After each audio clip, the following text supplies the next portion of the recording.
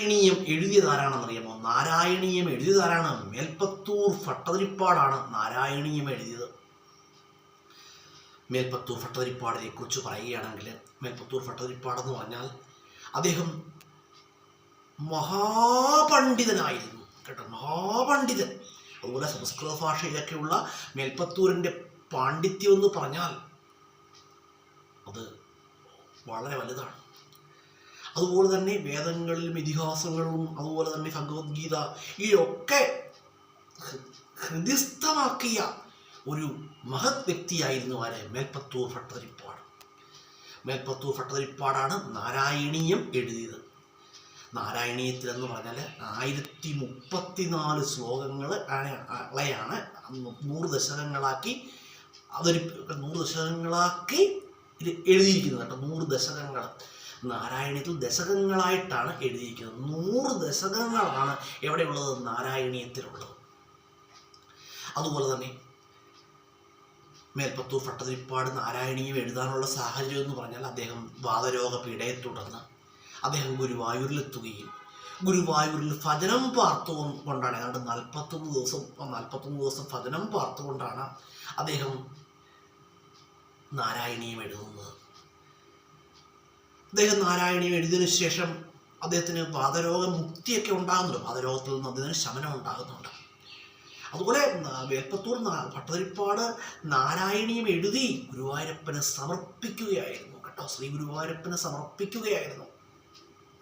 അതുപോലെ തന്നെ ആയുരാരോഗ്യ സൗഖ്യം, ഹന്തഭാഗ്യം ജനാന, അഗ്രേ പശ്യാമി, ഇതൊക്കെ നാരായണീയത്തിലെ ഹൈലൈറ്റായ പദങ്ങളാണ്.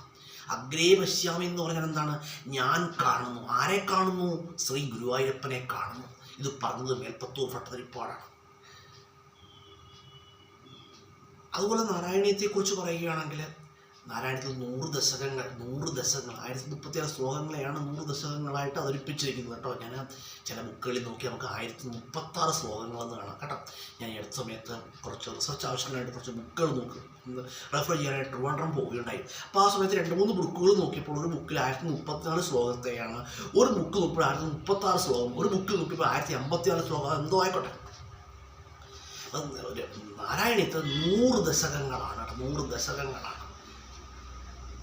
മേൽപ്പത്തൂരിനെ കുറിച്ച് പറയുകയാണെങ്കിൽ മേൽപ്പത്തൂർ ഓഡിറ്റോറിയം എവിടെയാണ്? മേൽപ്പത്തൂർ ഓഡിറ്റോറിയം ഗുരുവായൂരിലാണ് മേൽപ്പത്തൂർ ഓഡിറ്റോറിയം.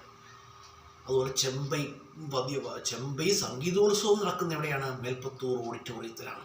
ഗുരുവായൂരിലുള്ള മേൽപ്പത്തൂർ ഓഡിറ്റോറിയത്തിലാണ് ചെമ്പൈ സംഗീതോത്സവം നടക്കുന്നത്. ചെമ്പൈ സംഗീതോത്സവത്തിൻ്റെ പ്രത്യേകത അറിയാമല്ലോ. ആ ദക്ഷിണേന്ത്യയിലെ ഏറ്റവും വലിയ 2ാമത്തെ സംഗീതോത്സവമാണ് ഇത്, ചെമ്പൈ സംഗീതോത്സവം. അതായത് അപ്പോൾ ദക്ഷിണേന്ത്യയിലെ ഏറ്റവും വലിയ സംഗീതോത്സവം ഏതാണ്? ത്യാഗരാജ സംഗീതോത്സവമാണ്. ത്യാഗരാജ സംഗീതോത്സവം കഴിഞ്ഞാൽ ദക്ഷിണേന്ത്യയിലെ ഏറ്റവും വലിയ സംഗീതോത്സവം എന്ന് ചോദിച്ചാൽ ഏതാണ്? ചെമ്പൈ സംഗീതോത്സവമാണ്. ചെമ്പൈ സംഗീതോത്സവം നടക്കുന്ന എവിടെയാണ്? അത് ഗുരുവായൂരിലെ ഉള്ള മേൽപ്പത്തൂർ ഓഡിറ്റോറിയത്തിലാണ്. മേൽപ്പത്തൂരിൻ്റെ സ്മാരകം എവിടെയാണെന്നറിയുമോ? മേൽപ്പത്തൂർ സ്മാരകം സ്ഥിതി ചെയ്യുന്ന എവിടെയാണ്? ചന്ദനക്കാവ് മലപ്പുറത്താണ്. ആരുടെ സ്മാരകം സ്ഥിതി ചെയ്യുന്നത്? മേൽപ്പത്തൂരിൻ്റെ സ്മാരകം സ്ഥിതി ചെയ്യുന്നത്.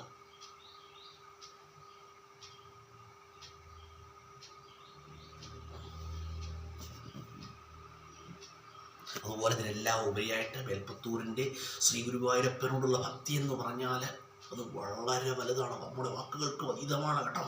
അപ്പോൾ ശ്രീ ഗുരുവായൂരപ്പനോടുള്ള മേൽപ്പത്തൂരിൻ്റെ ഭക്തി എന്നൊക്കെ പറഞ്ഞാൽ സാധാരണക്കാരുടെ ഭക്തിയൊന്നും അല്ല കേട്ടോ. അതൊക്കെ വളരെ വാക്കുകൾ കൊണ്ട് പറയാൻ കഴിയാത്ത ഒരു ഭക്തിയാണ്. അതുപോലൊരു ഭക്തിയാണ്. ഭക്തിയുടെ മറുകര കണ്ട വ്യക്തികളിൽ ഒരാളാണ് മേൽപ്പത്തൂർ നാരായണ ഭട്ടതിരിപ്പാട്.